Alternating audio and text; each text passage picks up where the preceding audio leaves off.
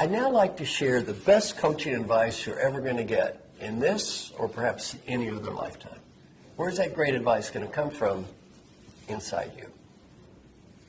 I want you to imagine that you're 95 years old. 95. You're just getting ready to die. Here comes that last breath. Right before you take that last breath, you're given a wonderful gift, a beautiful gift. The ability to go back in time. The ability to go back in time and talk to the person listening to me right now. The ability to help that person be a better leader, a better professional. Much more important, the ability to help that person have a better life. What advice would that wise 95-year-old you, who knows what really mattered in life and what did not matter and what was important and what was not important, what advice would that wise old person have for the you that's listening to me right now? You don't need to say anything or do anything or write anything. Just answer that question in your mind. What advice would that old person have for you? Whatever you're thinking now, do that. In terms of a performance appraisal, that's the only one that's going to matter. If that old person says you did the right thing, you did the right thing. If that old person says you made a mistake, you made a mistake. You don't need to impress anyone else. Some friends of mine interviewed old folks who were dying and got to ask them this question. What advice would you have had? 3 themes come up in the answer from old people facing death on the personal side. Theme number 1 could be summarized in 3 words. Be happy now. Not next week, not next month, not next year. The great Western disease is sweeping the world. What is that great Western disease? I'll be happy when. When I have the money, the status, that I will be happy when. We all have the same when. That 95-year-old person facing death, that is when. Learning point from old people, I got so busy chasing what I did not have. I could not see what I did have when I had everything. My guess is you're one of the luckiest people that ever lived. You probably have friends, family, interesting work.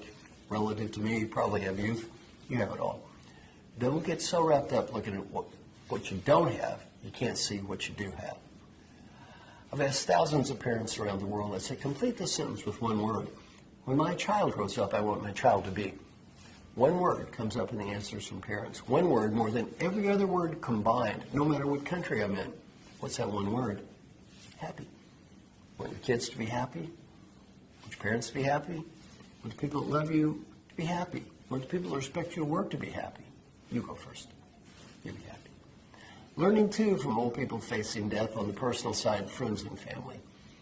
You probably work for a great company. I'm going to help you. When you're 95 years old and you're on your deathbed and none of your employees are waving goodbye, you start to realize, these friends and family, they're kind of important. They're the only ones that seem to matter a whole lot today. And learning point number 3, if you have a dream, go for it. Because if you don't go for it when you're 45, you may not when you're 55, and you probably will not when you're 85. And it doesn't have to be a big dream, maybe a little dream. Go to New Zealand or speak Spanish or play a guitar. Other people think your dream is goofy. Who cares? It's not their dream, it's your dream. It's not their life, it's your life. At a very fun, have fun. Life is short. Life is short. Number 2 is do whatever you can to help people. The main reason to help people has nothing to do with money or status or getting ahead. The main reason to help people is much deeper. The 95-year-old you will be very proud of you because you did and disappointed if you do not. And if you do not believe this is true, you interview any CEOs who have retired, and I've interviewed a whole bunch of them and asked them a question, please tell me, what are you proud of? So far, none of them told me how big their office was. All they ever talked about is people they helped. Final advice also saying, go for it. Your industry's changing, your world's changing. You do what you think is right.